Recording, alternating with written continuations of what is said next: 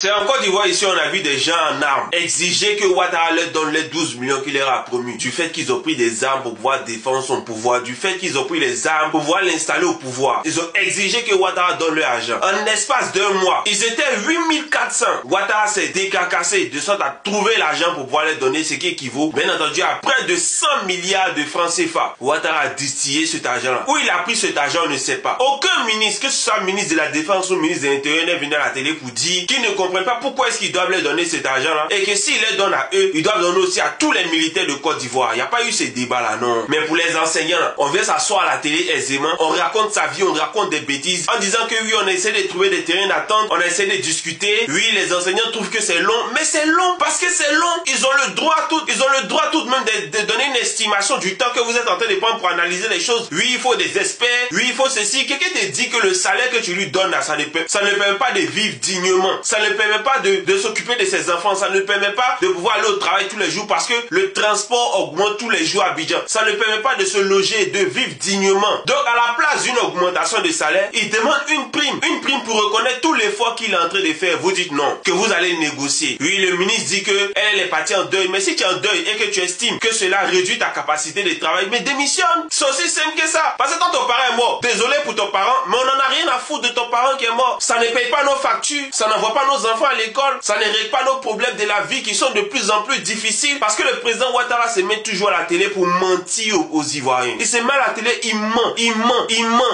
Et bizarrement, tous les gens de Ouattara sont des menteurs. C'est une culture RHDP. Vous êtes tous des menteurs, sans aucune exception. Et ce n'est pas Kokora, l'homme que j'ai 1000 fois humilié sur les réseaux sociaux, sur TikTok, dans les panels, qui me dira le contraire. Vous êtes tous des menteurs. C'est que c'est dans vos gemmes. Une fois que quelqu'un décide d'aller au RHDP, il ment. Donc, chers enseignants, tenez bon. C'est vrai qu'avoir nos petits frères, nos petites soeurs qui vont à l'école et qui reviennent, c'est vrai que ça attriste, mais tenez bon. Parce que le RHDP, RDN ne peut pas se permettre d'avoir une année blanche. Ça ne les arrange pas. Parce que s'ils ont une année blanche, ils vont devoir rembourser les subventions de l'UNESCO. Parce que l'éducation nationale en Côte d'Ivoire est financée par l'UNESCO. C'est l'UNESCO qui finance une très bonne partie, de sorte à ce que beaucoup de personnes puissent avoir accès aux cours. Donc c'est l'UNESCO qui finance. Parce que Ouattara là, il n'a pas l'intelligence de voir obtenir la liberté financière, l'indépendance financière. Il n'a pas cette intelligence, il n'a pas cette intelligence, il n'a pas cette capacité là. Parce que c'est un homme qui n'a jamais rien fait pour obtenir quelque chose de ses propres forces ou de ses propres moyens. C'est quelqu'un qui a toujours tendu la main, c'est quelqu'un qui a été toujours dans les courbettes et dans les sous-bettes de sorte à pouvoir obtenir quelque chose. Donc il ne va jamais réfléchir de sorte à pouvoir créer des richesses, de sorte à pouvoir générer de l'argent, pour pouvoir lui-même subventionner bien entendu l'éducation nationale. On dit qu'on est souverain, mais c'est une institution internationale qui subventionne l'éducation dans notre pays. Ça n'a pas de sens. Ça n'a absolument pas de sens. Donc tenez bon, mettez la pression. Voilà, mettez la pression. Vous n'avez pas les armes, mais vous pouvez rester chez vous à la maison. Si en 2-3 semaines, là, il peut former